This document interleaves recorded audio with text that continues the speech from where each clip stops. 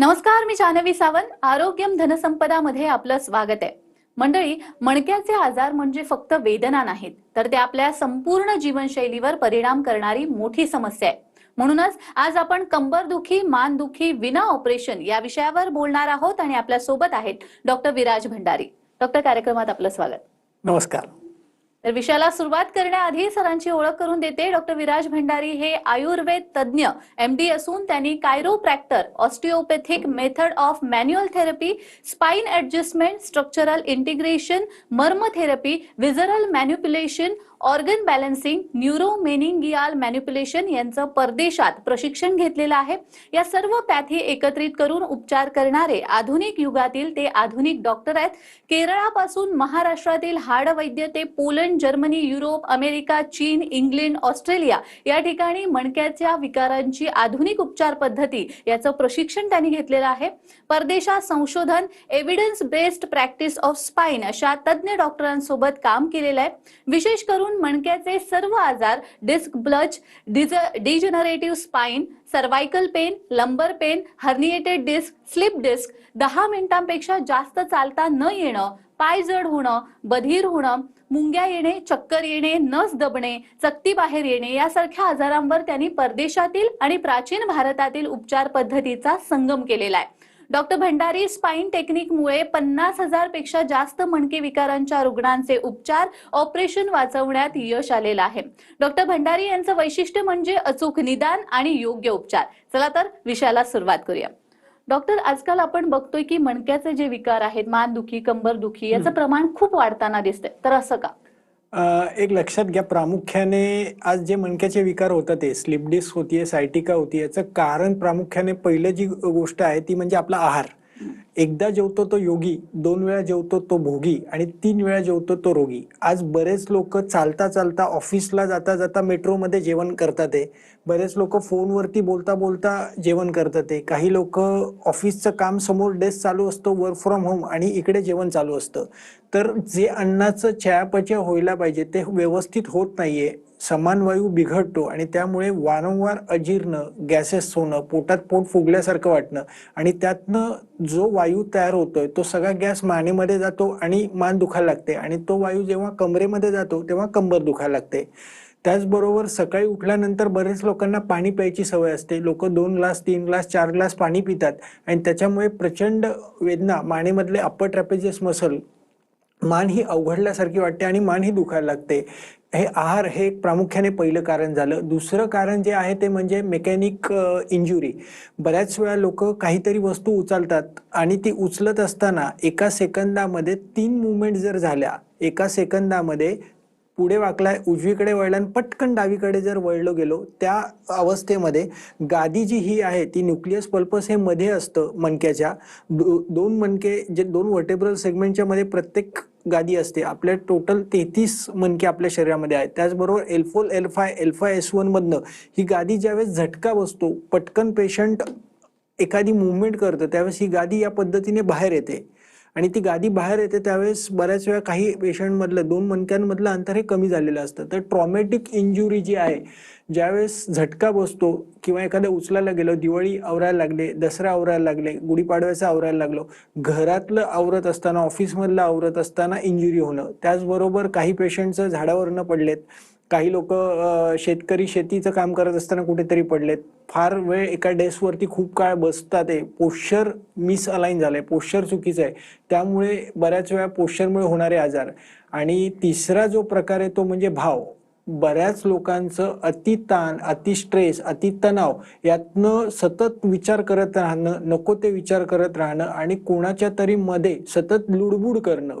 आणि ती लुडबुड किंवा तो विचार हा फक्त शरीरातनं नाही तर तो मनातनं सतत, तो म्हणजे शांत बसलेला असेल तरी मनामध्ये तो भाव सतत चालू असतो आणि त्या विचारांमुळे अप्पर ट्रॅपेझियसचे मसल सुजतात, कमरेमधले मसल सुजायला लागतात, सगळे इमोशन ऑर्गनमध्ये स्टोअर होतात आणि त्यातनं उत्पन्न होते ती कंबरदुखी आणि मानदुखी. बऱ्याच वेळा कॉन्स्टिपेशन आणि कंबरदुखी, बऱ्याच वेळा लघवीचे त्रास आणि कंबरदुखी, त्याचबरोबर एखाद्या पळायला गेलो आणि झटका बसला आणि ती क्विक सडन ऑफ, अशी वेगवेगळी कारणं वेगवेगळ्या पेशंटमध्ये आपल्याला बघायला मिळतात. त्यामुळे उठणं, बसणं, झोपणं हे आपण कॉन्शियस पाहिजे, जागृतीमध्ये पाहिजे, म्हणजे आपल्याला तो त्रास होणार नाहीये. निश्चितच. आणि डॉक्टरांकडून उपचार घेऊन ऑपरेशन वाचलेल्या आनंदी रुग्णाचं मनोगत आता आपण ऐकूयात. नमस्कार, माझं नाव अनिल गंगाधर कोटलवा. मी गंगाखेड, जिल्हा परभणीतून आलो.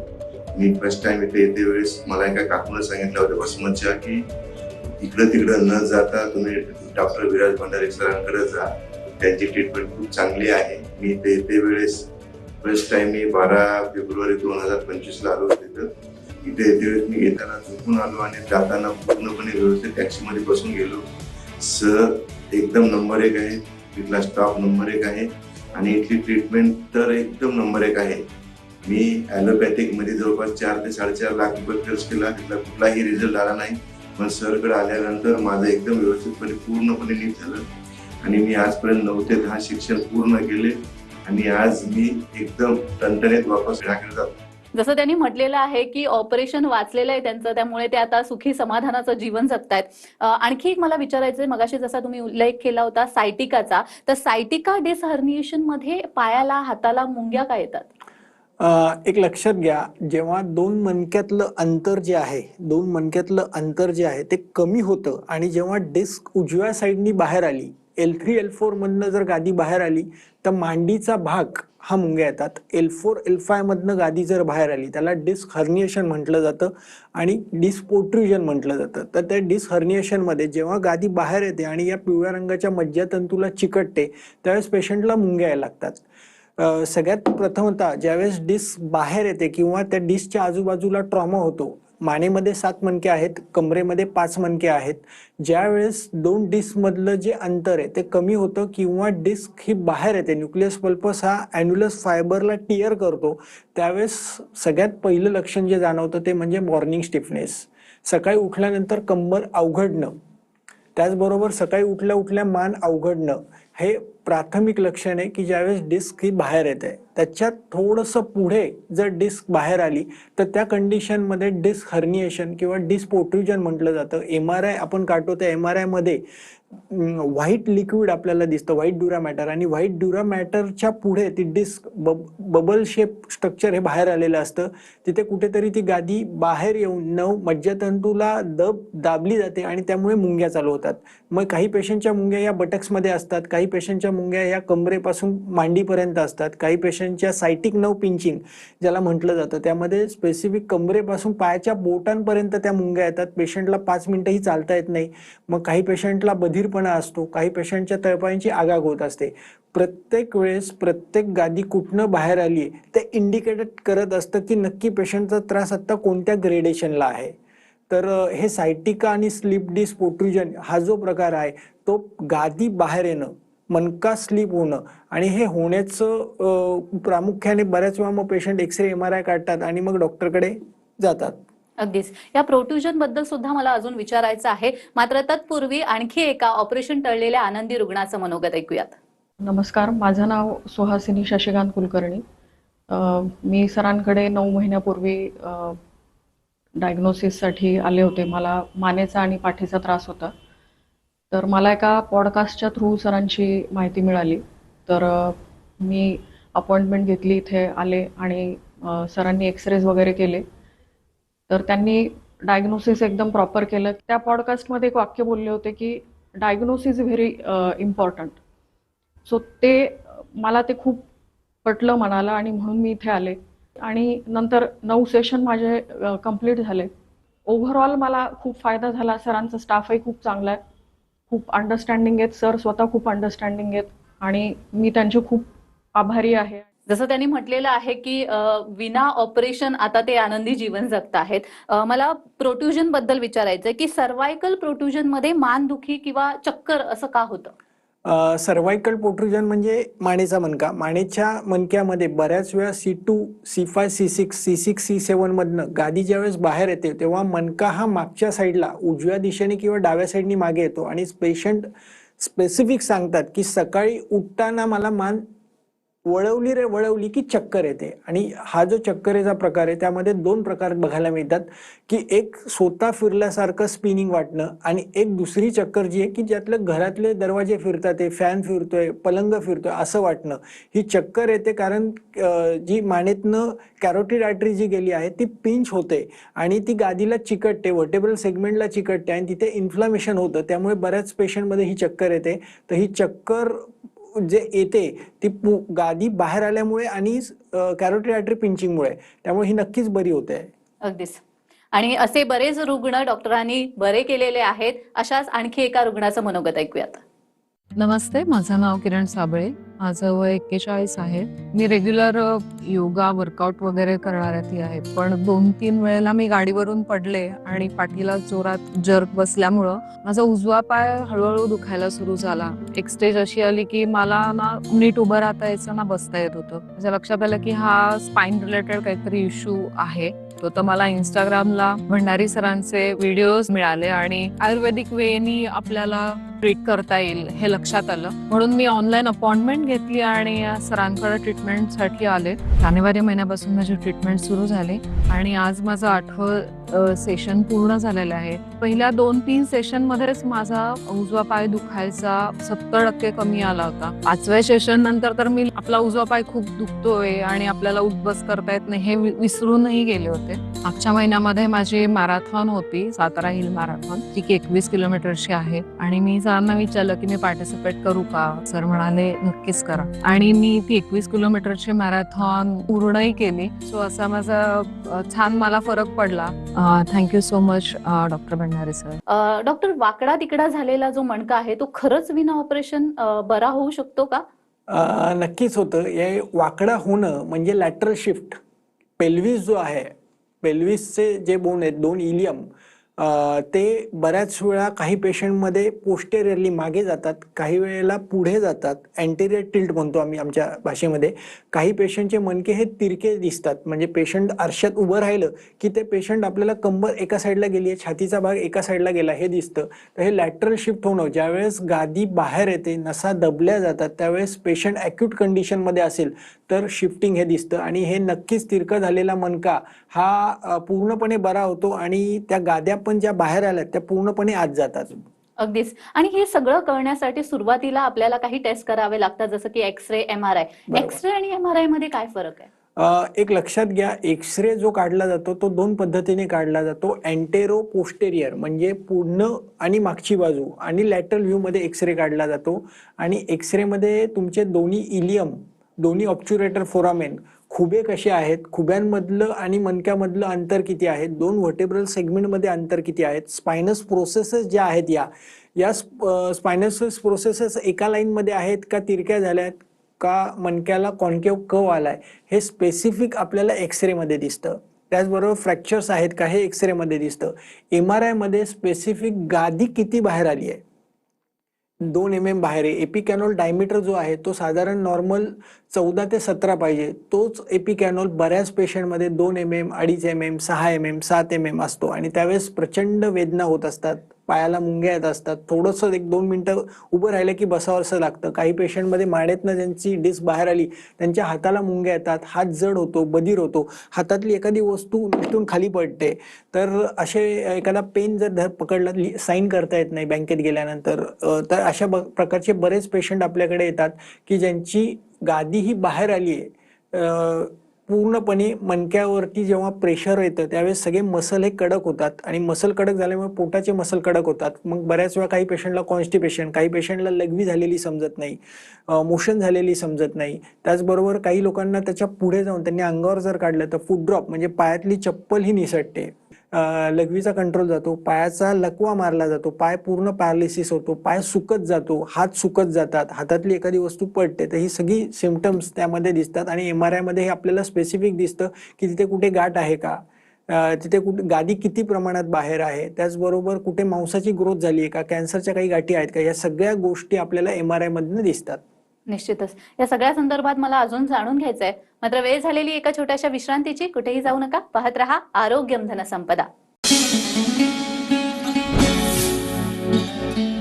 धनसंपदा. 。 . . . . . . . . . . . . . . . . . . . . . . . . . . . . . . . . . . . . . . . . . . . . . . 。 . . . . . . . . . . . . . . . . . . . . . . . . . . . . 。 . 。 . 。 . 。 . . 。 . 。 . . 。 . 。 . 。 . 。 . 。 . 。 . 。 . 。 . 。 . 。 . 。 . 。 . 。 . 。 . 。 。 . 。 。 . 。 。 。 。 。 。 。 。 。 。 。 。 。 。 。 。 。 。 。 。 。 。 。 。 。 。 。 。 。 。 。 नक्कीच होतं.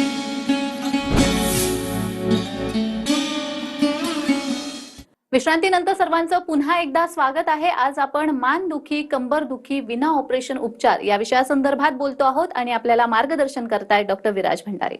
डॉक्टर, एपिड्युरल इंजेक्शन मणक्यामध्ये दिल्यानंतर सुद्धा काही पेशंट तुमच्याकडे येतात असं मी युट्यूबवर ऐकलं होतं बरोबर, खरं तर. बरोबर. तर त्याविषयी काय सांगा? एक लक्षात घ्या, ज्यावेळेस पेशंटची गादी बाहेर येते त्यावेळेस शोधाशोध होते की आता कुठल्या डॉक्टरकडे जायचं आहे. तर बरेच लोक ॲलोपॅथी ऑर्थोपेडिक स्पाईन सर्जनकडे जातात.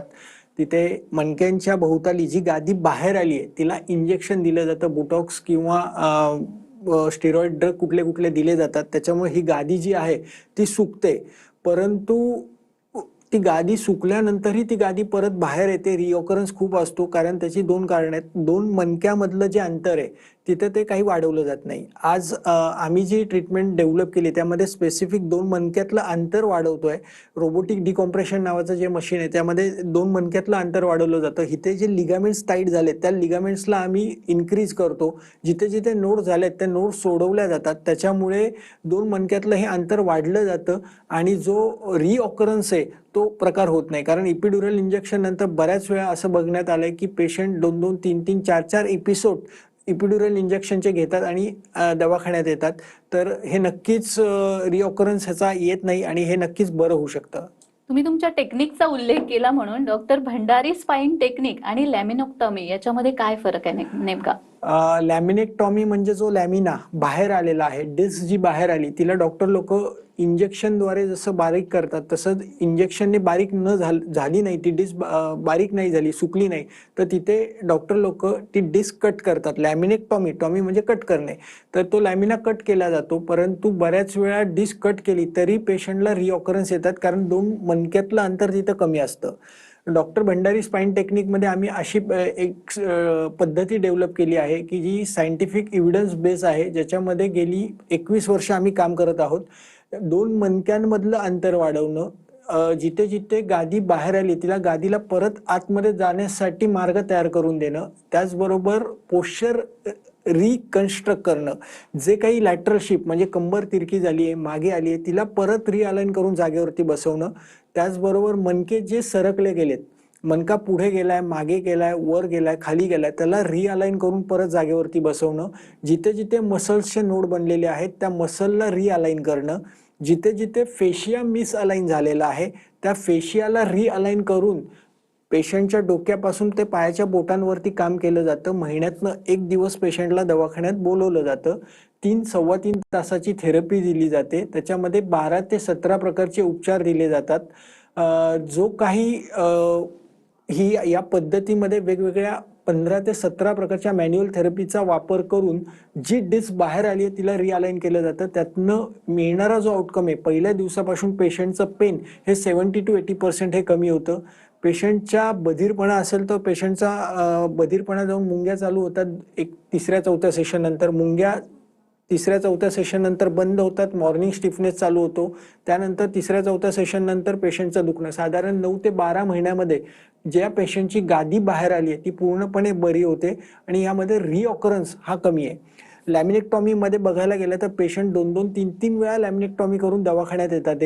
जर पेशंटनी ही जी मॅन्युअल थेरपी आहे ती जर व्यवस्थित रेग्युलर 9 ते 12 महिने घेतली, त्याचबरोबर योगा त्याच्यामध्ये आम्ही ॲड केलेला आहे. त्यामध्ये योगा जर पेशंटनी व्यवस्थित ऑनलाईन झूमवरती सोमवार, बुधवार, शुक्रवार सकाळी 6:30 ते 7:30 माझ्यासोबत ऑनलाईन सेशन चालतात, ते जर प्रामाणिकपणे केले तर नक्कीच गादी ही वाचू शकते आणि रिऑकरन्स येत नाही. क्वालिटी ऑफ लाईफ सुधारतं, पेशंटचं चालणं सुधारतं, पेशंटचं खाली वाकणं सुधारतं, पेशंट जमिनीवरती पहिल्यासारखा बसू शकतो, इंडियन टॉयलेट वापरू शकतो. म्हणजे ह्या सगळ्या गोष्टी जर ऑपरेशन केल्यानंतर बऱ्याच वेळा बऱ्याच अडचणी येतात. स्क्रू टाकलेला असतो, मग पेशंटचं एक कधी कधी स्क्रू हलतात, कधी कधी खाली बसता येत नाही, गाडीवरती बसता येत नाही, दीर्घ प्रवास करता येत नाही, मग पेशंट डिप्रेशनमध्ये जातात.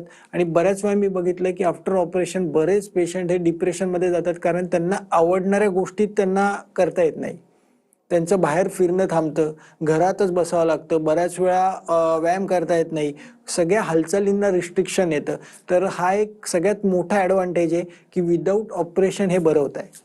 निश्चितच. Doctor Viraj Bhandari spine technique जी आहे त्याच्यामुळे ऑपरेशन कशा पद्धतीने टाळता येतं, कसे उपचार केले जातात? Doctor Viraj Bhandari spine technique ही आम्ही स्वतः डेव्हलप केलेली टेक्निक आहे. माझे जवळजवळ एक 17 ते 18 प्रकारचे वेगवेगळे कोर्सेस वेगवेगळ्या कंट्रीमध्ये झाले. त्याच्यामध्ये प्राथमिक कुठलाही पेशंट आल्यानंतर मानेपासून कमरेपर्यंत हे नर्वोस्कोप नावाचं मशीन जे आहे ते लावलं जातं. क्लिनिकली चेक केलं जातं की नक्की कोणता मणका किती दिवसापासून दुखतोय, तिथले नऊ किती इन्फ्लाम आहेत. त्याचबरोबर पेशंटची नाडी परीक्षा चेक केली जाते आणि त्यातनं कुठले कुठले दोष बिघडलेत हे बघितलं जातं. त्याचबरोबर पेशंटच्या डोक्यावरती हात ठेवून चेक केलं जातं की आत्ता कोणते ऑर्गन इम्बॅलन्स आहेत.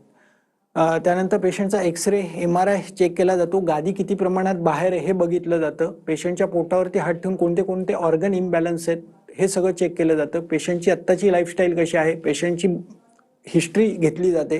त्याचबरोबर पुढे पेशंटचा दिवसभरात डोक्यात काय विचार आहे, स्ट्रेस टेन्शन काय आहे, चिंता किती आहेत, या सगळं समजून घेऊन एक निदान केलं जातं आणि त्यानंतर ट्रीटमेंट ही चालू केली जाते की जर मसल इम्बॅलन्स आहेत तर मसल बॅलन्सिंगच्या ट्रीटमेंट दिल्या जातात. बोन इम्बॅलन्स झाले तर क्रायोप्रॅक्टर ट्रीटमेंट दिली जाते जिथे बोन रिअलाइन केले जातात. त्याचबरोबर जिथे जिथे ऑर्गन मिसअलाइन झाले त्या ऑर्गनला बॅलन्स केलं जातं. जिथे जिथे फेशिया मिसअलाइन झालाय, पोश्चर करेक्शन ट्रीटमेंट ज्यामध्ये पेशंटचा मणका जर तिरका झालाय तर हे सगळ्या ट्रीटमेंट महिन्यातनं एक दिवस पेशंटला दिल्या जातात. साधारण 9 ते 12 सेशन्स पेशंटला दिले जातात, 1 किंवा 2 गादी बाहेर असेल तर. आणि प्रत्येक सेशनमध्ये पेशंटला खूप चांगल्या प्रकारे फरक पडतो. त्याचबरोबर झूमला ऑनलाईन सेशन घेतले जातात. त्या ऑनलाईन सेशनमध्ये पेशंटचं पोश्चर करेक्शन, अयंगार योगा, त्याचबरोबर योगा थेरपी, ANSचं सेशन, त्याचबरोबर